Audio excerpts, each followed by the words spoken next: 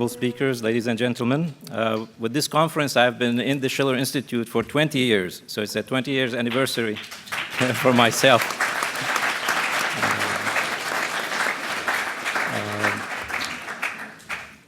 In November 2012, in a similar Schiller Institute International Conference in Germany, Chairwoman Mrs. Helga Zepp-LaRouche stated that she had called for convening that conference on an emergency basis. She said, the reason is that the international situation, especially in the Middle East, and the possible dangers coming from the region for the rest of the world, made it necessary to have such an emergency conference. She warned that the situation in Southwest Asia and the greater Middle East right now is a complete and total powder keg, and that if this present trend of politics is continued, mankind is about to crash at full speed into a brick wall. Unfortunately, ladies and gentlemen, we have indeed hit a brick wall for civilization in large parts of the Middle East. So when Mrs. Helga Zepp-LaRouche today is issuing a warning, I think people have to pay attention.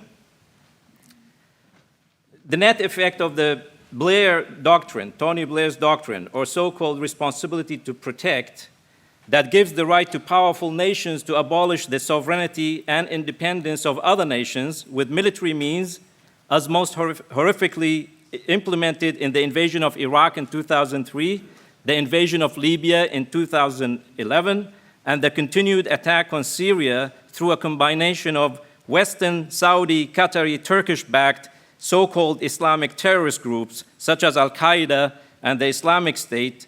The net effect, ladies and gentlemen, has been that large parts of the Middle East are sent back into the dark ages that followed the Mongol invasion of the region and the destruction of centers of civilization at the time, such as Baghdad in the year 1258. We have to add to that the recent barbaric bombardment of Yemen by Saudi Arabia, actually. I mean, everything that the Islamic State, so-called, and Al-Qaeda have been doing in Syria and Iraq by destroying human life, infrastructure, and the historic heritage of civilization in that region is actually being done more effectively by Saudi Arabia in Yemen through the use of the latest American, British air technology from space. So they're not doing it on the ground, but they're doing it from the space, destroying old cities, destroying the infrastructure and cultural centers. Mrs. LaRouche also noted that the purpose of convening that conference in 2012 was to propose a complete and dramatic paradigm shift to end the paradigm of geopolitical confrontation and conflict resolution by war, and to replace it with a new paradigm. She proposed, and we as a team in the Schiller Institute and Executive Intelligence Review designed a plan for economic development through connecting the nations of the region with the new Silk Road and launch a war on desertification and the drought phenomena rather than launching a war on the people of the region. That proposal exists in brief in the report, The New Silk Road Becomes the World Land Bridge, which Helga today presented to you, which was issued in 2014.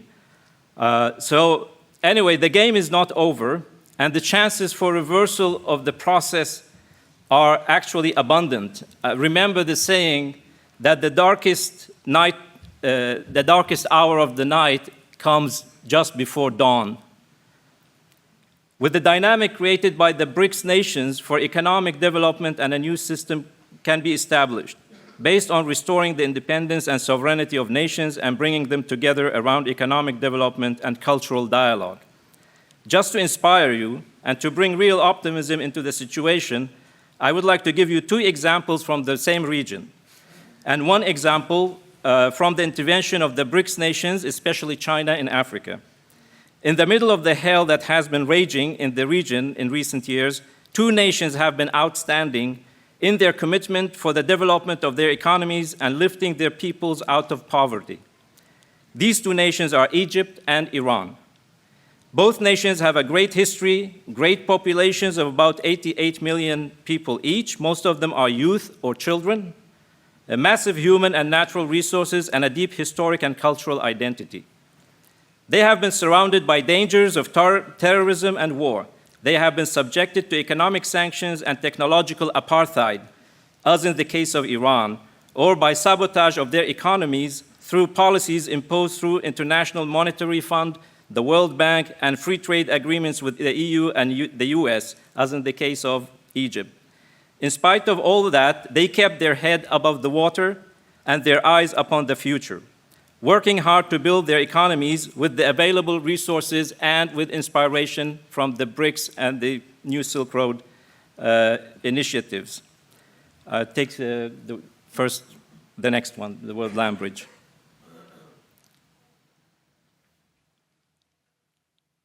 I would like first to take up Iran. Shall I do it?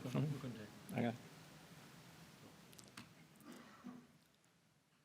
Iran has made itself an indispensable part of the New Silk Road as it worked actively since 1996 to build its national infrastructure networks of transport and energy to connect to all of its neighbors. Ports of a world class on the Gulf, the Arabian Sea, and the Caspian Sea, together with railway networks across the whole country, has connected the world to landlocked Central Asian nations. The Indian subcontinent also to Northern Europe through the South-North corridor from India to Russia, and Asia and the Middle East and Europe through Turkey and Iraq. Iran has also persisted in building its nuclear power program in cooperation with Russia, in spite of the sanctions and the pressures. The first functioning nuclear power plant in the region exists in Bushehr. The Iranian government has just announced that it will order a series of small-scale nuclear power plants from Russia to be placed on the coast of the nation for the purpose of seawater desalination and power generation. Iran has been hit by a new cycle of drought that historically stretched for 27 to 30 years. That has affected the otherwise massive dam and water infrastructure projects carried out in the country in recent years and are considered some of the largest per capita in the world today. You can take the next. Okay. And just to explain what I've been saying, Iran has been, using its own strategic position, has been constructing the connection for the Silk Road from Central Asia to Turkey and Europe at Sarax into Turkey, from the Gulf at Bandar Abbas, where they have built a state of a world-class container port, and a double-track electrified railway to Central Asia, which is one of the main trade routes for the landlocked Central Asian nations to the world economies. Iran is also working with India and Russia to build the Chabahar railway, Chabahar port with railways going all the way through the Caucasus to Russia, reducing the shipments that would otherwise go through the Red Sea and the Black Sea by almost from 3 weeks to 1 week. Now, just to point to the fact that this is the Silk Road and all these infrastructure development projects are not about trade. It's not about transporting goods from point A to point B, but the idea is to open wholly new regions and close their potential for development and increasing the creative and productive powers of labor of these societies. They only need the tools which will be brought by these railway systems. A byproduct of that, of course, is to increase the speed and productivity of trade between different regions. So we are talking about development corridors and not talking about trade routes only. Iran has connected to its part to Pakistan, but in Pakistan, this is not any longer a railway. Pakistan has been affected by the Afghan wars, the drug for arms trade, and control of the, as our friend from India said, of the military intelligence institutions there in collaboration with Saudi Arabia and the United States and Britain. So the economy has not seen any changes. This railway from Zahedan to Quetta to Peshawar is more than 100 years old. It's a legacy of the British colonial era. A trip from Zahedan to Quetta takes 3 days. So this is no longer a railway, it's a tourist attraction. I saw a very interesting comment by a tourist who traveled that way. He said the train is so slow One advantage is if you see a beautiful area, you can get off the train, take some pictures, and get on the train again without missing it. But now this will change. Our friend from India, Mrs. Jayashree said, President Xi Jinping was in Pakistan in April and signed agreements for $46 billion to build high-speed railway networks and other infrastructure networks from Kashgar in western China to Gwadar port in Pakistan. So people who will ride the high-speed Chinese-Pakistani railway can wave goodbye to the British Empire on the way down to the port. So this is the kind of projects Iran have been doing and making it indispensable for east-west, north-south communication between nations, in spite of the terrorism in the region, in spite of the economic sanctions that have had a heavy toll on Iran. The next example I have is Egypt. Egypt was subject to destructive economic policies. Go back.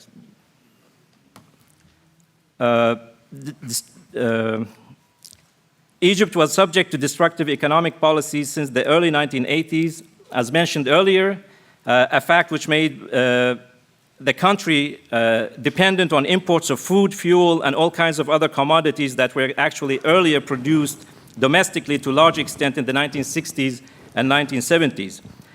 We will hear more about this through the presentation of Dr. Ali Ibrahim from Egypt, presented by Dr. Raghda, his daughter, tomorrow. We have also written extensively in Executive Intelligence Review on what happened to Egypt's economy.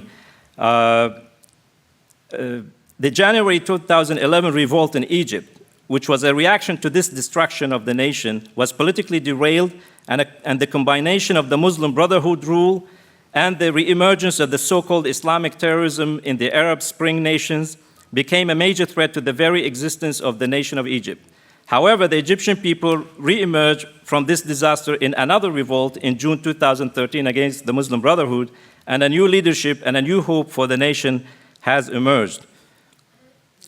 From reviewing the economic development plans for the future that the government of Egypt and President Abdel Fattah al-Sisi has announced in the past 9 months alone, it becomes obvious that the thinking in the nation and its leadership is in harmony with the BRICS dynamic and the genuine physical economic interest of the people of Egypt.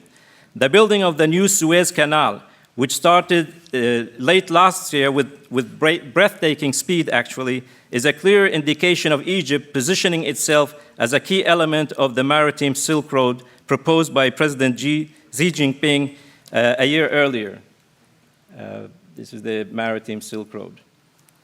One interesting thing about the non-linear development this kind of development corridor creates is that in the 1990s, we had economists from Egypt telling us, we don't like the Silk Road because the Silk Road on the land through Iran and Turkey and so on will take container shipments away from the Suez Canal. And they were just thinking in linear terms. What we were saying, no, the economic development in total will create actually enormous trade volume, which will not be, not even Egypt and Iran, all these nations will be capable of handling. So the economic development is a nonlinear process which can multiply actually the economic activity from the present situation to the future. Now the Egyptian government is building a new Suez Canal to accommodate to the enormous increase in the commodities transported from Asia to Europe. So that proves the case. Egypt's relationship to Russia and China especially has strengthened simultaneously its relationship to President Obama's United States and many nations in the EU has diminished. In the Egypt Economic Development Conference held in Sharm el-Sheikh in March this year, the Egyptian government presented an unprecedented number of infrastructure projects and agricultural and water projects to the world, nations, and companies to participate in. We made just a simple map of these kinds of projects. The main project is the Suez Canal industrial zone, where new ports will be built. A new Suez Canal is being built to make the traffic in the Suez Canal go both ways, rather than ships waiting for 12, 13 hours to make other ships pass through. It will include industrial zones, as I said, new railways between a new port and the industrial zone in south of Cairo. It will include other infrastructure projects which will revolutionize Egypt's economy. One aspect of the work with Russia is the building of the first nuclear power plant in Al-Dab'a on the Mediterranean coast by Russian companies. The agreement was signed when President Putin was in Egypt in February this year. Actually, I went to Egypt in March, almost 1 month later, and still you could see the Russian flags on the light posts and on the bridges of the country. People were so proud and so happy for the visit by President Putin and what it generated. Okay. So we have, there are other, of course, there are other water and projects which I will leave to Professor Metwali. It's his specialty on water and agriculture development, so I leave it at that. The other example I want to give, I will jump over some of the axiomatic problems which I think Helga has already dealt with in her presentation about the Malthusian threat, which has plagued the mindset of policymakers in the West. So I will leave that part and go directly to the next example, which I wanted to give from an international aspect.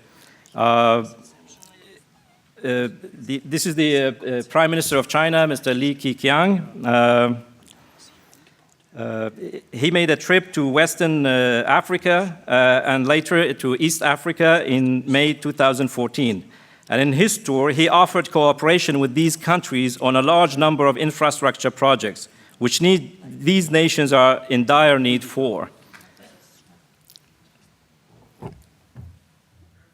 Now, this is just a simple image of the kinds of agreements which were agreed to start immediately, including the Lapstet, the Lamu, South Sudan, Ethiopia, the corridor, and building new modern railways to the landlocked countries, Uganda, Rwanda, Burundi, and to Eastern Congo.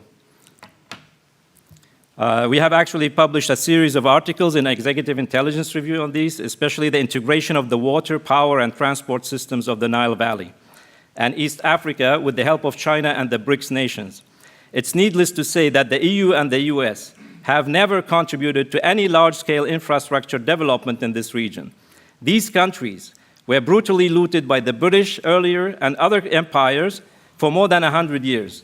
After independence, they had to move from one military coup to the next and one civil war to the next, but all the time with global mining companies and coffee and tea plantations continuing to produce and move resources out of these countries.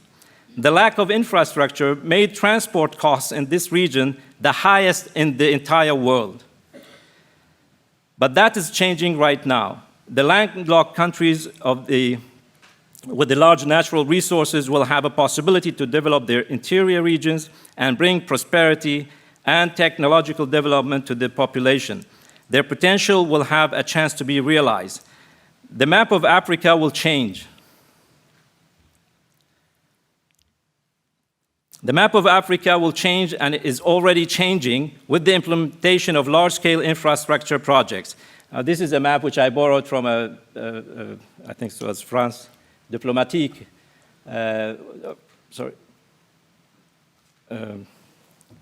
which identifies some of the largest hydropower, transport, and energy projects in the region. But we have already the Ethiopia is developing its hydropower potential. I mean, Africa has enormous hydropower potential, which was never realized. Transport networks, we have the Grand Inga Dam, which is, I think the Chinese have presented a feasibility study to start working on. It can generate more than 40 gigawatts of electricity. That's about 40 actually large-scale nuclear power plants. There are other major projects that have been on the drawing board for many years, but now they are being slowly implemented with the help of China and other BRIC nations in East Africa, Egypt, in West Africa, in spite of all the terrible crises that have plagued the region. We have also here an image of the Transaqua Canal to refill the Chad Lake, which has been drying up. We have discussed this many years. We have been lobbying for that Europe and the United States should support this project, which is detrimental to the lives of millions of people in several countries around Lake Chad. But I think the next step will be, I think, that China or other BRIC nations will intervene to make this project a reality. So Africa is changing. It will change. Ethiopia, for example, might never again be associated with famine in news programs, as it has launched a great development program for dam construction, modern irrigation and agriculture systems, in addition to modern transport. It will share the fruit of its massive hydropower project with its neighbors Sudan, Djibouti, Kenya, and Egypt. There are great hopes in Africa, and even in the Middle East, for a different and brighter future, thanks to the positive input of China and the BRICS nations. Europe and the United States should participate in this rather than obstruct it. Thank you very much. Thank you very much.